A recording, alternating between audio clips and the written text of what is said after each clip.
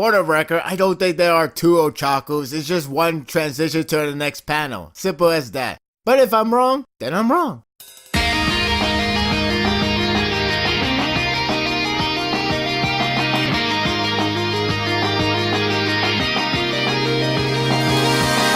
At long last, the arc has finally concluded. It's been a long journey to save one girl, but they have succeeded. There are ups and downs this arc has, which I'm planning to recap the entire arc soon. That said, as far as conclusion goes, without regarding the end, it was underwhelming as the fight was. I have seen people believing that the fight is only getting started, and we're going to see Overhaul pulling all stops and have an equal brawl with Deku. Unfortunately, as predicted, it has concluded with that powerful punch, which is understandable. I should conclude that punch is the endgame to all shonen fights. Nothing wrong with that. I can see why people would feel underwhelmed for waiting long just for this. Personally, I thought it was underwhelming. That could have been a breakthrough performance if it sticks to Overhaul's first transformation and Deku with a time limit. Granted, it technically did with Deku and Eri as a combo, but it wasn't best utilized until the battle is won. But that's enough about the battle. There are other elements to explore. Aizawa's situation was taken care of pretty simple, but that's not a bad thing. Sun Eater and the police force stops Chrono before he murders Aizawa. People probably would have expected a bit more out of this, but I didn't mind much. It feels like a taunt with Tsuyu showing up late to the scene, which probably made people frustrated with the female cast used. I won't go over here, but it is something that is apparent to many. There is one struggle scene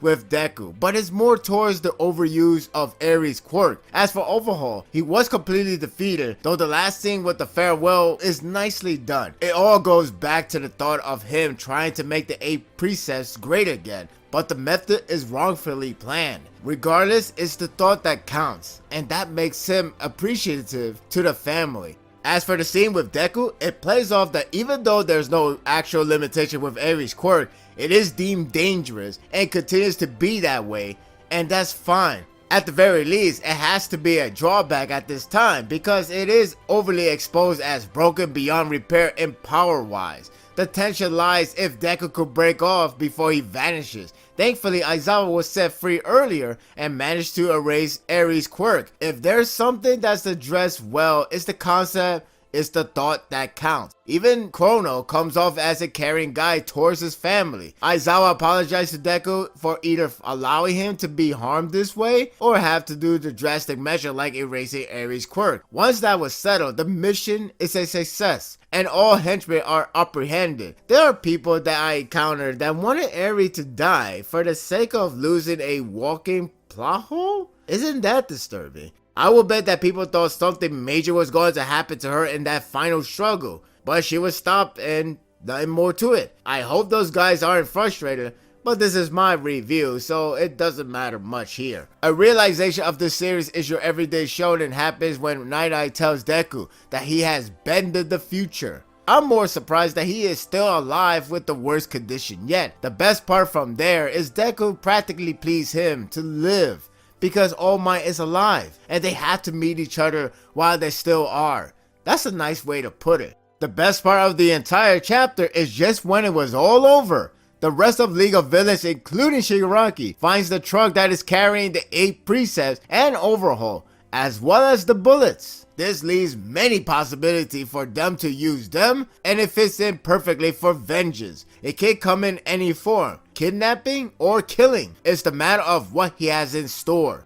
They are getting the last laugh in this ordeal. I guess the full-fledged villain side of the story is the best after all. The art is really good when it comes to the struggle, as well as how nicely it transitioned from panel to panel with the battle. Overhaul trying to continue was really good with his farewell connection to his defeat. The tension was good with Eri losing her control and Aizawa coming to play one last time. The rest is solid and good to see the arc ends more or less. The issue with this chapter mostly depends on how you feel about the arc itself, in which I won't go into that detail. Instead, there are some minors that I do have. ending was rushed, and while I am expecting more of the aftermath in the following chapters, it has that sense of getting it done as soon as possible. Maybe this is the main data that the mangaka discovered. I hate to say it, but I am getting the feeling of not liking changing the future storyline.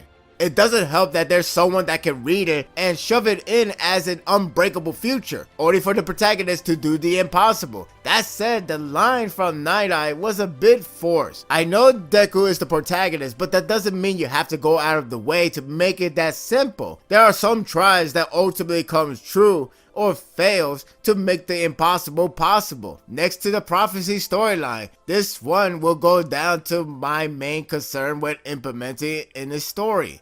This chapter can vary for many fans because it is the end of the possibly the longest arc yet, and it has moments that challenge your attachment to it. While I don't think it's bad, it hasn't convinced me to go out and be a complete fan. I'm just one guy with an opinion that can be deferred from many. The chapter is pretty decent with an interesting ending. The issues are there and it could increase when concerning with the entire arc. At least we can ease down and relax. Well, I may not get any rest because I can see a lot of people derailing my opinion, and I could understand that, and I actually respect that. It's just that people has to realize that not a lot of people will actually feel the exact same way as you do, and I know the series is still young in terms of the popularity, and it still like has that blooming effect. So basically what I'm saying is that if you say anything negative or anything lower than good, then people will see you as a threat, or people would just not like you at all and they would just downvote you or whatever. I'm just saying not every series can be perfect or be seen as perfect, and I do feel guilty for not being in the same realm as you guys. Honestly, it's the best policy on my end, unless I have to betray that concept in order to play safe, which I don't want it to do that. This is just me and my opinion, so I do apologize if I do feel like I offended you guys, even though I haven't really offended the fan base. I'm only talking about the chapter itself, which is just a manga. But still, I do think people should take it easy and not playing the hate card on people's opinion. What are your thoughts of this chapter? What do you think the League of Villains are going to do with the 8 precepts? Are they going to capture them? Are they going to kill them for revenge? What is their plan? What's the agenda behind Shigaragi's idea? And that will do it for the review. I hope you enjoyed this one.